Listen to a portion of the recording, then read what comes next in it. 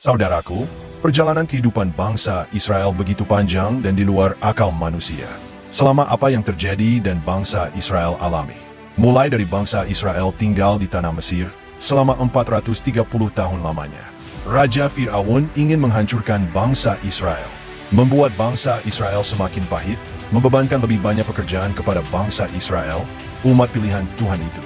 Dan sampai Fir'aun memerintahkan untuk membunuh setiap anak laki-laki Israel yang baru lahir.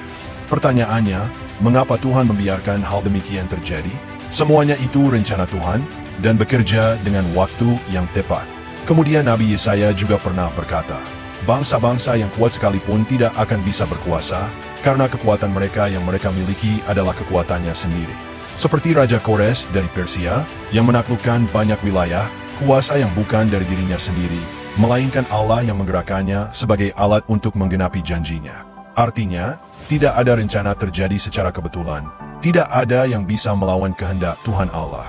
Demikian juga pada zaman Yesus Kristus, di mana bangsa Israel dikuasai oleh Romawi dan Yunani pada abad pertama. Banyak kaisar Romawi yang membenci intoleransi Yahudi, bahkan orang-orang Yahudi yang berkuasa pun berhutang budi kepada Romawi.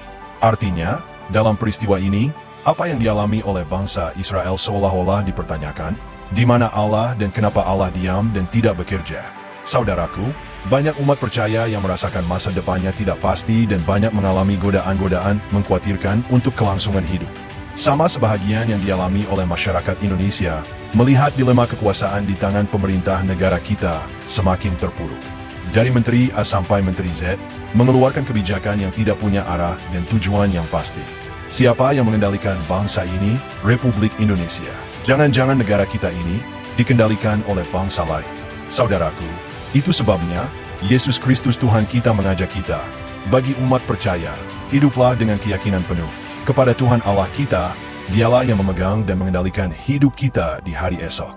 Firman Tuhan berkata, tak berkesudahan kasih setia Tuhan, tak berkesudahan kasih setianya, selalu baru tiap pagi.